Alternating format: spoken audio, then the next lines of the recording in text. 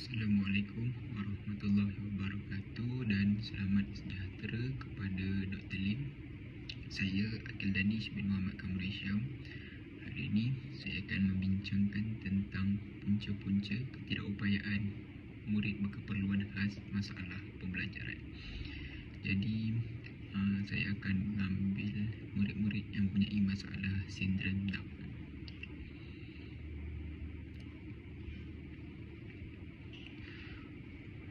Okey.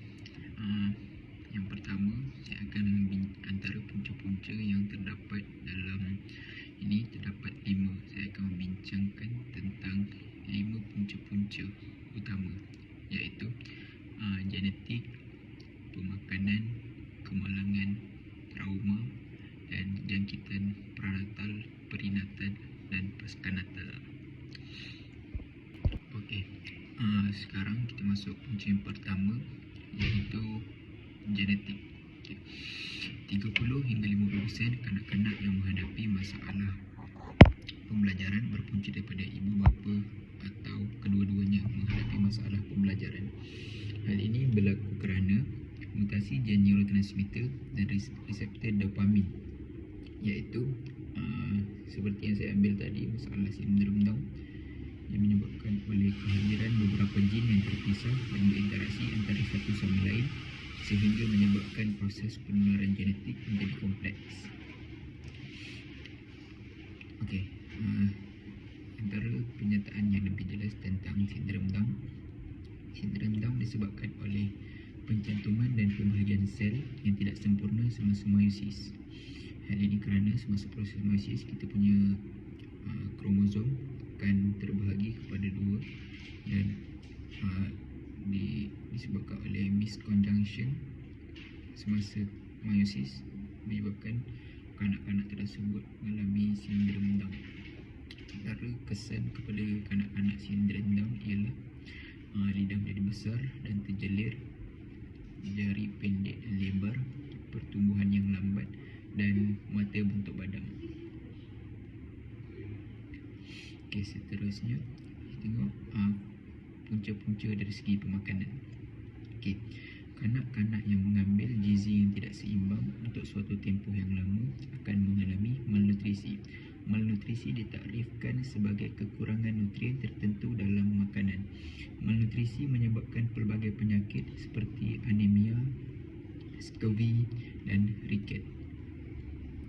Okey, kita tengok penyakit yang pertama, iaitu anemia. Okay. Anemia ni disebabkan oleh kekurangan sel darah merah. Okay, seperti yang kita tahu, fungsi sel darah merah ni ialah untuk membawa oksigen ke seluruh badan kita. Jadi apabila kita kekurangan darah merah, kita akan kurang oksigen yang disalurkan seluruh badan kita. Jadi seperti yang kita lihat, selalunya murid akan mengantuk dalam kelas kerana kurang oksigen dalam badan. Jadi mungkin murid tersebut mengalami anemia.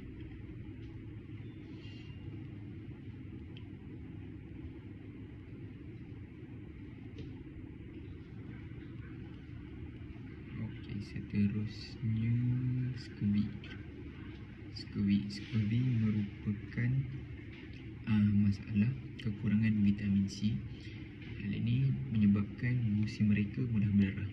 Vitamin C ni kita mudah untuk dapatkan daripada buah-buahan dan sayur-sayuran.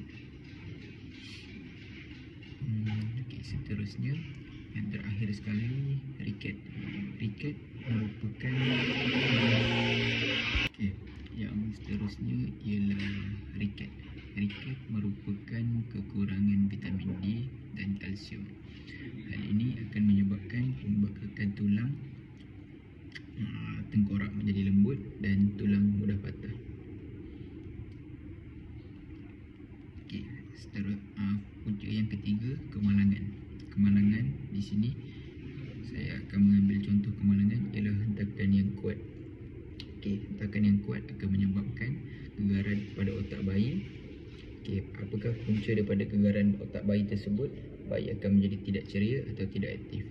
Contoh hentakan yang kuat ialah bayi jatuh daripada tempat tinggi dan kepalanya yang terhentak terlebih dahulu, ataupun bayi mengalami dalam kecederaan kemalangan jalan raya.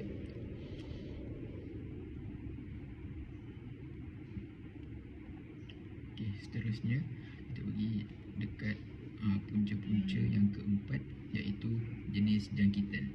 Jenis jangkitan kat sini ada 3, iaitu pranatal, perinatal dan paskanatal.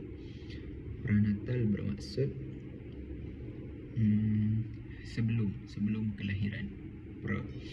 Perinatal bermaksud semasa kelahiran, dan paskanatal bermaksud selepas kelahiran. Okey, kita ambil yang pertama, pranatal. Pranatal adalah disebabkan oleh ibu mengambil alkohol, dadah atau rokok. Seterusnya, ibu mengalami demam campak. Kesan dia, kalau ibu mengalami demam campak ni, kanak-kanak tersebut akan menyebabkan pengecilan volume otak. Okay, seterusnya, pertumbuhan terbantut, kelahiran bayi pramatang dan kecacatan kognital. Okay. Yang last sekali, disebarkan melalui hubungan seks secara oral, dubur dan vagina. Okay, kita masuk yang kedua, prenatal. Prenatal ni semasa kelahiran, maksudnya bayi dilahirkan pramatang. Pramatang tu maksudnya dilahirkan sebelum 37 minggu. Okay, kesan dia, jangkitan septisemia radang paru-paru. Selain itu, selaput di sekeliling otak dan saraf tunjang dan perebutan usus. Yang last sekali, kesesakan salur darah antara jantung dan paru-paru.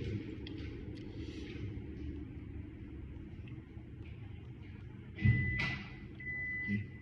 Yang terakhir sekali tadi, paskanatal. Paskanatal maksudnya selepas kelahiran. Selepas kelahiran, bayi demam panas tinggi, iaitu suhu dia lebih daripada 39.4 degree Celsius. Ini akan menyebabkan jangkitan seperti artritis, rheumatoid, keradangan pada seluput sendi dan tumor malinan. Okey, kita masuk punca yang terakhir, iaitu trauma. Trauma kat sini akan menyebabkan yang pertama, trauma ni berlaku kepada ibu yang mengandung. Okay, antara trauma yang boleh berlaku ialah emosi tidak stabil. Antara sebab emosi tidak stabil boleh menyebabkan ibu melahirkan bayi pramatang, boleh mempengaruhi fizikal dan mental bayi, dan oleh itu kita mestilah menjaga mental semasa mengandung. Hal ini kerana kita punya hormon akan terkait dengan bayi. Jadi sebagai ibu mengandung, mestilah menjaga emosi mereka supaya kesihatan bayi terjamin. Jadi itu sahaja kepada saya. Sekarang saya buka untuk sebarang soalan. Sekian, terima kasih. Okey, sebarang soalan. Okay, saya ada satu pertanyaan yang ingin diacukan di atas pembentangan Okey, ini tadi. silakan. Okay, saya ingin menanyakan, apakah jenis alat bantuan pelajaran atau alat mata mengajar yang digunakan untuk mengajar pelajar Down syndrome ini? Itu saja. Okey, terima kasih atas soalan yang diberikan. Antara jenis alat bantu mengajar untuk kita berikan kepada murid-murid Down syndrome ialah kita kena lebihkan visualize daripada percakapan. Maksud visualize dekat sini, kita mesti lebihkan bahan seperti gambar kepada mereka. Sebagai contohnya, untuk kita mengajarkan ABC kepada mereka, kita tidak boleh sekadar sebut dan tulis. Kita mestilah membuat aktiviti ataupun permainan supaya mereka lebih terhibur dan tertarik untuk belajar perkara tersebut. Sebagai contohnya, kita boleh buat masukkan objek ke dalam tempat yang betul. Maksudnya kita buat huruf A dan masukkan ke dalam tempat huruf A, dan kita sebut kepada mereka ini adalah huruf A, dan objek tersebut mestilah berwarna-warni, bukan sekadar satu warna, agar mereka lebih menarik dan mudah untuk membezakan. Selain itu, kita juga boleh menggunakan bahan-bahan seperti kita maksudnya dekat sini kita mesti memberi reward kepada mereka. Maksudnya jika kamu menyiapkan tugasan ini, cikgu akan bagikan hadiah. Antara hadiah yang bagus untuk kita beri kepada mereka ialah alat tulis. Kenapa saya cakap alat tulis? Saya tidak sarankan makanan kerana mungkin ada daripada mereka yang mempunyai alergik dari segi sebarang makanan. Jadi kita sebagai seorang guru tidak boleh mengambil risiko tersebut. Jadi alat tulis adalah hadiah yang terbaik untuk kita berikan kepada mereka. Okey. Itu saja daripada saya. Ada lagi sebarang soalan?